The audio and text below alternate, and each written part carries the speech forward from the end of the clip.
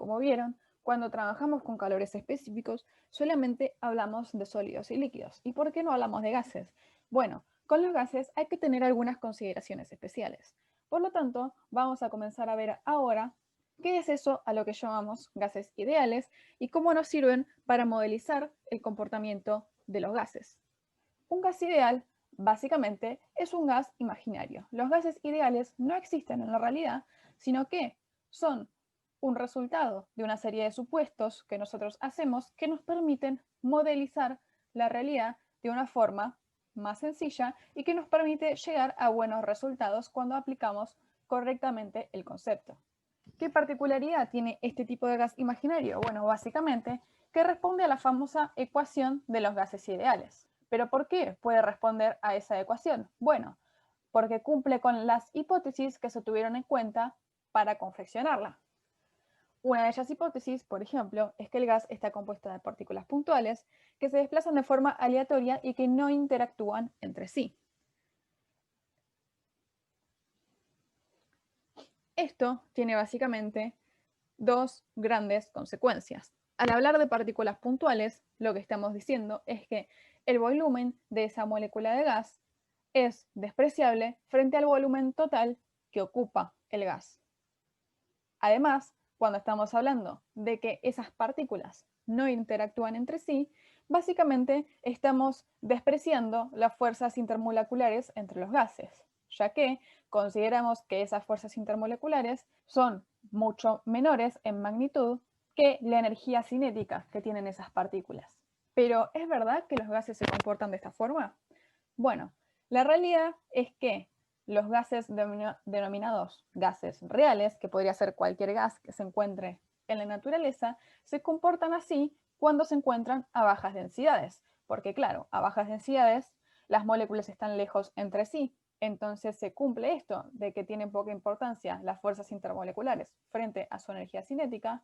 Y además, al estar todas las moléculas muy separadas dentro del recipiente que las contenga, se cumple también que ese volumen molecular es despreciable frente al volumen total ocupado. ¿Esto qué significa en la práctica? Bueno, que con muy poco error podemos aproximar el comportamiento de ciertos gases, como el oxígeno, el nitrógeno y el dióxido de carbono, etc. Asimismo, no vamos a poder aplicar el modelo de gas ideal a vapor de agua o ciertos refrigerantes. Esto ocurre porque, como veíamos anteriormente en el diagrama de la campana, para las temperaturas a las que trabajamos normalmente en este tipo de sustancias estaríamos demasiado cerca de la campana de vapor, es decir, demasiado cerca del cambio de fase, donde las fuerzas intermoleculares entre esas moléculas sí tienen una gran importancia. Entonces, como regla general, para este tipo de sustancias no vamos a aproximar con el modelo del gas ideal, a menos que se exprese lo contrario debido a algunas condiciones muy particulares del problema con el cual estamos trabajando que sí lo permitan. Como dijimos anteriormente, el gas ideal era aquel que cumplía con la ecuación del gas ideal. Pero, ¿y cuál es esta ecuación? ¿Y cómo se llegó a ella? Bueno, básicamente, en una primera instancia, un señor llamado Robert Boyle se dio cuenta de que había una relación inversa entre la presión de un gas y su volumen. Muchos años después, Charles y Gay-Lussac llegaron a otra conclusión importante, que el volumen de un gas era proporcional a su temperatura absoluta. Finalmente, estas dos conclusiones pudieron juntarse y pudo eliminarse este signo de proporcionalidad para pasar a utilizar un signo igual gracias al cálculo de la constante universal de los gases, que nos permitió expresar la ecuación de estado del gas ideal de esta forma, en donde vemos tanto la relación inversa entre presión y volumen, si pasamos el volumen dividiendo para este lado, como la relación directa entre volumen y temperatura. Volumen y temperatura. La constante universal de los gases fue la que permitió dar homogeneidad a todas las unidades involucradas en esta ecuación. Esto que observamos aquí como una n minúscula no es otra cosa que el número de moles de gas que se encuentran involucrados, que recordemos puede calcularse como la masa de gas dividido su peso molecular, que puede o calcularse a partir de la tabla periódica o obtenerse de tablas para gases comunes. Haciendo un repaso de todos los términos involucrados en esta ecuación, la presión es la presión absoluta a la cual está sometido este gas, que puede medirse tanto en atmósferas como en kilopascales u otras unidades menos comunes. Esta T mayúscula es la temperatura en escala absoluta, que puede ser Kelvin o Rankine en su defecto, pero Kelvin es la más común y la más utilizada. La V mayúscula es el volumen ocupado por el gas, que puede medirse en litros, en metros cúbicos o la unidad que corresponda. M es la masa del gas, que puede medirse en kilogramos, gramos o la unidad que se desee. Y el peso molecular, que puede medirse en kilogramos por kilomol, gramos por mol, etc. Lo único que hay que asegurarse es que las unidades que usemos tengan consistencia con las unidades de la constante que busquemos en la tabla. Esta ecuación también van a poder verla expresada de otras formas en las cuales este volumen se encuentra como volumen específico, básicamente porque se pasó esta masa dividiendo hacia este término. O como volumen específico molar, si lo que se pasó dividiendo es el término de los moles de gas. Podemos entonces expresar finalmente nuestra ecuación del gas ideal, la cual cumplen todos los gases ideales. Pero recordemos, ¿bajo qué condiciones podíamos entonces considerar un gas ideal y modelizar su comportamiento a través de esta ecuación? Habíamos dicho condiciones de bajas densidades. Esto implica que las temperaturas deben ser altas y las presiones deben ser bajas. Vamos a hablar un poco ahora de esta constante y de las unidades en las que podemos expresarla. Básicamente, los dos valores más comunes de esta constante son los que se expresan en kilojoule sobre kilomol por Kelvin y en litros por atmósfera sobre Kelvin por mol. El valor de esta constante en distintas unidades está tabulado en muchísimas tablas en la literatura. Lo único de lo que deben cerciorarse es de usar el resto de las variables de la ecuación en las unidades que corresponden para cada uno de estos casos. En el primer caso, presión en kilopascales, temperatura en Kelvin, volumen en metros cúbicos y peso molecular en kilogramos por kilomol. Y en el segundo caso, presión en atmósferas, temperatura en Kelvin, volumen en litros y peso molecular en gramos por mol. Y ahora vamos a hacer una salvedad con respecto al peso molecular. El peso molecular de un gas o bien se puede obtener de tablas o bien se puede calcular a partir de la tabla periódica. Básicamente, lo que debemos hacer es sumar los pesos atómicos de todos los átomos que conforman a la molécula de ese gas. Por ejemplo, para el dióxido de carbono, debemos sumar una vez el peso atómico del carbono más 2 veces el peso atómico del oxígeno, que es la cuenta que tenemos aquí hecha. Pero, ¿en qué unidades están todos estos valores? Bueno, podemos expresarlo tanto en gramos por mol como en kilogramos por kilomol, porque si se dan cuenta, con esta K que se agrega, lo único que se hace es multiplicar y dividir arriba y abajo por 1000. Por lo tanto, el peso molecular del dióxido de carbono es de 44 gramos por mol, o lo que es lo mismo, 44 kilogramos por kilomol. Ahora vamos a hablar un poco de lo que les venía diciendo sobre el vapor de agua. Como ven, en la mayoría de las aplicaciones del vapor de agua se trabaja dentro de la zona en blanco. Por más de que estemos en un estado de vapor sobrecalentado, no se cumple la condición de baja densidad, que se da para bajas presiones, que se encuentran hacia este lado, y altas temperaturas, que se encuentran hacia arriba. Si nosotros utilizáramos la ecuación del gas ideal en cualquiera de estas zonas, que son las zonas normales de trabajo con el vapor de agua, cometeríamos errores muy grandes, hasta un 30%. E imagínense el error que puede introducir esto, por ejemplo, en el diseño de un equipo. Nos puede llevar a consecuencias muy graves. Por lo tanto, para estos casos se utilizan otros recursos, como ecuaciones de estado corregidas, el coeficiente de compresibilidad o tablas de vapor según qué tan cerca o qué tan lejos estemos de la campana. Sobre todo esto van a estar hablando en cursos subsiguientes. Ahora que definimos qué es un gas ideal, vamos a volver a la pregunta de por qué no teníamos tabulados los calores específicos para gases en las tablas que vimos anteriormente. Bueno, esto es básicamente porque para un gas ideal, como todo gas, tiene la posibilidad de expandirse para ocupar todo el volumen que ocupa un recipiente, no va a ser lo mismo el calor específico calculado para un proceso que ocurre a volumen constante que para un proceso que ocurre a presión constante. Y vamos a pasar a ver por qué.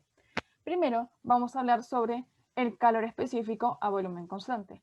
Básicamente, se calcula para este tipo de procesos, en los cuales el gas se encuentra confinado dentro de un recipiente con paredes rígidas. Por lo tanto, el volumen total ocupado permanece siempre igual a lo largo del proceso. Si yo caliento, por ejemplo, este recipiente, las moléculas de gas van a tener cada vez más energía, la temperatura y la presión van a incrementarse, pero al tener paredes rígidas, el volumen total va a permanecer siempre constante. Este es un tipo de proceso a volumen constante. Para saber qué cantidad de calor debería entregar yo por unidad de masa para producir un aumento de temperatura de 1 grado centígrado, debería entender para qué está utilizando el gas este calor que yo le entrego. Básicamente, si yo le estoy entregando calor a estas moléculas, hay 3 cosas que van a poder hacer en función de la temperatura que vaya aumentando. Trasladarse más, rotar y vibrar. Para gases con moléculas sencillas de 1 o 2 átomos, pueden hacerse cálculos de los calores específicos a volumen constante en base a la teoría cinético-molecular de los gases y el principio denominado de equipartición de la energía. Lo que hay que tener en cuenta en estos casos es el número de grados de libertad que tiene esa molécula, es decir, cuántas componentes debo definir para poder describir el movimiento que va a tener esa molécula. Desde ya vamos a descartar para este tipo de moléculas sencillas la componente de vibración, ya que puede demostrarse mediante una teoría un poco complicada que no tiene un aporte significativo. Por lo tanto, vamos a quedarnos con la energía que la molécula usa para trasladarse y la energía que la molécula usa para rotar. En el caso de una molécula monoatómica, que recordemos que modelizamos como una partícula puntual, la misma va a poder trasladarse en el eje X, en el eje Y y en el eje Z. Por lo tanto, yo podría describir completamente el movimiento de esta molécula mediante estas 3 componentes, ya que al ser una molécula que es monoatómica, las componentes de rotación no aportan, ya que no puedo observar ninguna diferencia debido a rotación en una molécula que tiene un solo átomo. No tiene sobre qué eje rotar. Distinto va a ser el siguiente caso. Entonces, para la molécula monoatómica, como según el principio de equipartición de la energía, cada una de estas componentes aporta con un medio de R, que es la constante universal de los gases. Si yo tengo 3 componentes, el aporte total va a ser 3 medios de R. Y tampoco vamos a tener, recordemos, componente de rotación. En el caso de una molécula que tenga 2 átomos, como podría ser, por ejemplo, el oxígeno diatómico, yo voy a tener 2 átomos conectados por un eje imaginario. Esta molécula, además de poder realizar estos 3 movimientos de traslación, va a poder rotar tanto en este sentido sobre el eje Y, como en este sentido sobre el eje Z, y vamos a observar un cambio apreciable. Cuando la molécula rota sobre el eje X, nuevamente no se observa ningún cambio apreciable en su movimiento. Por lo tanto, vamos a tener 5 componentes que aporten las 3 de traslación que teníamos anteriormente, más 2 grados de libertad para la rotación en los ejes Y y Z. Por lo tanto, podemos calcular el calor específico a volumen constante como 5 medios de R. Recordemos que esto parte de una teoría que tiene un montón de supuestos y es válido solamente para este tipo de moléculas sencillas. Si bien podemos utilizar estos cálculos para no recurrir a tablas, en la realidad, cuando tengan que trabajar con cualquier tipo de molécula de gas, seguramente vayan a buscar directamente los valores tabulados en vez de calcularlos en base a la teoría cinético-molecular de los gases y el principio de equipartición de la energía. Esto es simplemente para que entiendan de qué forma puede llegar a calcularse. Ahora vamos a hablar un poco sobre el calor específico a presión constante. ¿Por qué es tan diferente? Bueno, básicamente, imagínense que ahora tenemos el mismo recipiente, pero que tiene todas las paredes rígidas, excepto una que tiene libertad de moverse. Y vamos a suponer también que no tiene ningún tipo de rozamiento.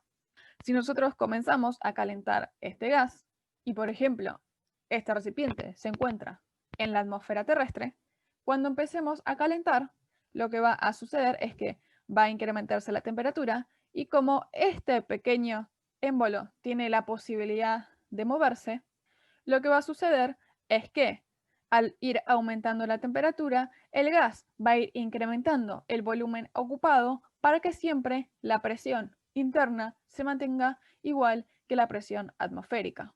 Este tipo de procesos es conocido como procesos a presión constante. En este caso, las variables que aumentan son la temperatura y el volumen.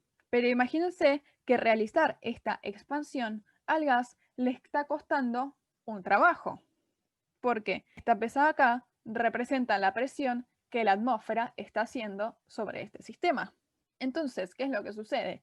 Cuando entreguemos energía en forma de calor, el gas va a utilizarla para todas estas tareas de traslación, rotación, vibración que veíamos anteriormente, que están resumidas dentro del CB, pero además va a tener que realizar un trabajo de expansión. Esto es lo que diferencia al CP del CB. Y ahora podríamos preguntarnos, pero ¿y cuánto es este trabajo? ¿Cómo podemos calcularlo? ¿A qué equivale? Bueno, es lo que vamos a ver a continuación. El trabajo de expansión de un gas que pasa de ocupar un determinado volumen inicial a otro determinado volumen final puede calcularse de la siguiente forma. En este caso, el volumen se encuentra con una V minúscula, ya que lo que se hizo fue pasar en la ecuación de los gases la N, que representaba al número de moles del sistema, hacia este lado. Por lo tanto, este volumen específico sería un volumen específico molar, para independizarnos de la cantidad de moles que tenga este sistema. Lo estamos haciendo por unidad de mol o, si quieren verlo de otra forma, para un mol de gas. Supongamos entonces que pasamos de un volumen inicial a un volumen final igual a el volumen inicial más un cierto delta. Como vemos, el pistón se movió entre el estado 1 y el estado 2 en un diferencial de longitud. Y vamos a considerar que entre el estado 1 y el estado 2 hay un aumento de temperatura de solamente 1 grado centígrado o Kelvin. Bueno, como sabemos, el trabajo podemos calcularlo como la integral entre este punto inicial y este punto final de la fuerza por el diferencial de longitud. Pero también sabemos que la fuerza puede expresarse como presión por área. El área sería el área de este pistón. Pero también podemos ver que el área que tenga este pistón por el diferencial de I no es otra cosa que un volumen ocupado. Por lo tanto, podemos reemplazar área por diferencial de I simplemente por diferencial de volumen e integrar entre el volumen inicial y el volumen final de esta forma. Podemos ver entonces que el trabajo de expansión puede calcularse como presión por un cambio de volumen. Si ahora expresamos la ecuación de estado para el estado 1, en el cual el volumen molar inicial es V minúscula, y para el estado 2, en el cual el volumen molar final es V minúscula más un cierto cambio, y la temperatura final es la temperatura inicial más un delta de 1 grado, y posteriormente restamos la ecuación del estado 2 menos la del estado 1, podemos llegar a esta expresión, ya que P por B y P por B se simplifican y R por T y R por T se simplifican. Esta expresión nos dice que P por el cambio de volumen es igual a la constante R de los gases. Por lo tanto, igualando estas dos ecuaciones, llegamos a la conclusión de que ese trabajo de expansión que se realiza en un proceso a presión constante, cuando la temperatura del sistema aumenta en 1 grado centígrado o Kelvin para 1 mol de sustancia, es igual a R, la constante de los gases.